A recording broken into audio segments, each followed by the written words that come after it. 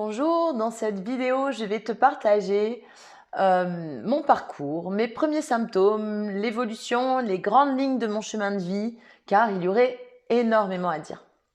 Alors, j'ai eu ma toute première allergie, moi, en juillet 2001, une allergie au soleil, en vacances au Maroc, sur la côte en dessous d'Essaouira. À l'époque, j'ai cherché des solutions sur place. J'étais pas du tout connectée médecine et santé naturelle. Donc j'ai cherché auprès des médecins, des pharmaciens qui m'ont évidemment donné des antihistaminiques et rien n'y a fait. Et puis par le hasard des rencontres, j'ai rencontré une femme, une Marocaine, qui connaissait les vertus des huiles et des plantes. À l'époque, j'avais un peu plus de 25 ans, j'étais très sceptique. Mais étant donné l'état de mon visage avec mes yeux gonflés, je n'avais pas grand-chose à perdre. Et elle m'a dit « Vas-y, je te le donne, essaye. Mets ça cette nuit, tu verras, demain ça ira mieux. » Et puis le lendemain, ça a été miraculeux, je n'avais presque plus rien, mes yeux avaient dégonflé. Sur ce, je suis retournée à ma petite vie et c'est ensuite au cours de ma grossesse, ma première grossesse, que j'ai déclenché ma première grosse crise allergique. Un urticaire géant avec un œdème. J'ai vu défiler le dermatologue, l'allergologue, le psychologue, j'ai été hospitalisée. On m'a placée sous perfusion de cortisone. Et le 1er juillet 2004, les médecins ont décidé de provoquer l'accouchement 15 jours avant le terme.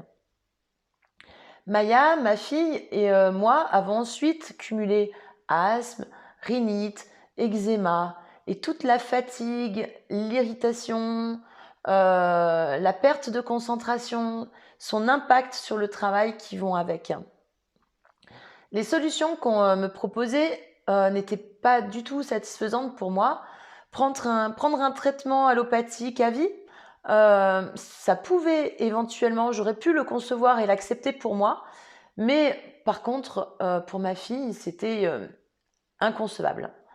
Et puis, les résultats n'étaient pas vraiment satisfaisants puisqu'il y avait toujours un nouvel allergène, une nouvelle problématique et il fallait toujours plus de médicaments et de choses à prendre pour se soulager. Maya, à l'époque, avait une vraie passion pour les chevaux. Elle allait faire son cours d'équitation avec des lunettes de piscine et un masque comme ceux qu'on porte en ce moment, donc un masque à poussière. Elle préférait qu'on se moque d'elle plutôt que de se priver, mais je trouvais cela intolérable. Et je trouvais que pour une enfant, c'était une vraie souffrance morale aussi. Donc tout cela m'a poussée, il y a une quinzaine d'années, à glaner des informations sur le chemin pour une vie meilleure, pour vivre plus en harmonie avec notre environnement. Ce chemin était semé d'embûches et je l'ai poursuivi jusqu'à reconversion professionnelle.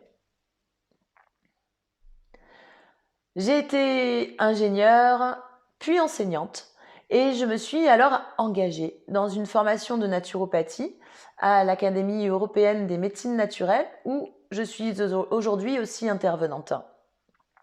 Et depuis 7 ans, j'accompagne des personnes souffrant d'allergies, et j'aimerais que tu saches que c'est possible de se reconnecter à soi et à son environnement et de mettre de la conscience dans ses choix pour retrouver la liberté face aux allergies environnementales. Et je te dis à très bientôt dans le prochain post, dans les commentaires juste en dessous. Partage-nous aussi ton parcours et ton chemin de vie et on se retrouve dans la prochaine vidéo. À bientôt.